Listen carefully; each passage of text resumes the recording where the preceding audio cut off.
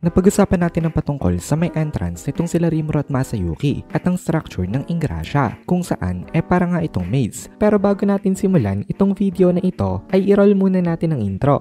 Hello everyone and welcome to my channel, ang inyong source ng Tagalog na Tensura Contents. Sa channel na ito pinag-uusapan natin ang mga nangyayari sa may Tensura universe. So without further ado, let's get into the video.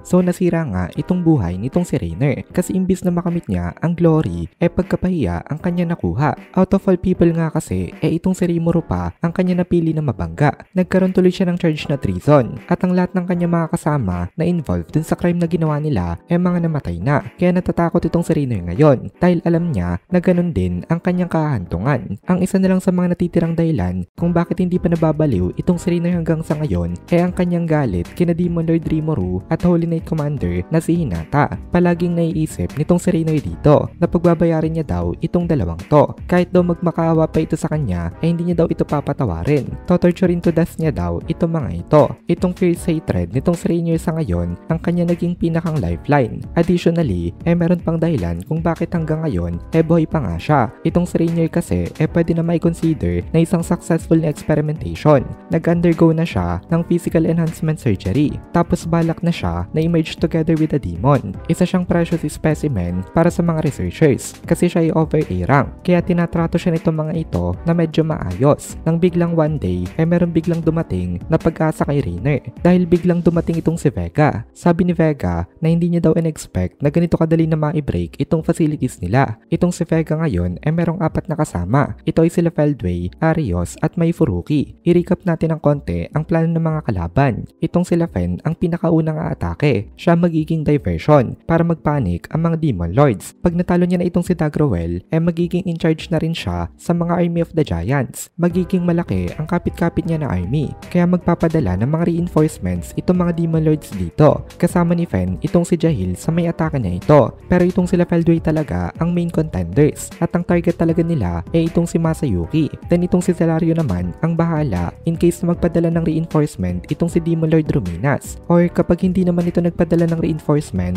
magbibigay itong si Feldway sa kanya ng signal para mag-launch ng all-out attack sa may Ingrasha. Basically, Ingrasha talaga ang magiging main battlefield ng Kera. In addition, naka-ready na rin ang mga forces ng mga Insectars. Itong sila Zelenius naman ang naka-assign sa may Eurazania, na domain nga nitong si Demon Lord Milim. Okay na ang plano ngayon nitong sila Feldway. Pero naka-receive kasi itong si Feldway ng balita na itong si Demon Lord Rimuru kasama ngayon sa magiging meeting sa Ingrasha. Alam ni Feldway na kailangan nila mag-prepare laban kay Demon Lord Rimuru dahil kasing taas daw ni Key Crimson ang threat level nito. Kaya naging cautious pa rin itong si Feldway sa pag-execute ng kanilang plano. At kahit na malakas na ang mga forces nila ngayon, pumayag pa rin itong si Feldway. Ay invade nga ang Ingrasha gamit ang secret passageways na alam nitong si Vega. At mukhang magandang decision itong ginawa nitong si Feldway. Ngayon nandito na nga sila sa may secret laboratory. Sabi ni Vega na-miss niya rin daw itong laboratory na ito. Dito daw siya pinag-experimentan ng mga researchers dati. Then meron nakipag-usap dito kay Vega. Hindi na ito pinansin itong si Feldway dahil para kay Feldway napaka-insignificant lang ng strength level nito. Pero para sa level ng mga tao napakalakas na rin niya. Nilapitan ni Vega ang cage ng tao na ito. Then dinamitan niya yung lalaki na nasa cage at kinausap niya ito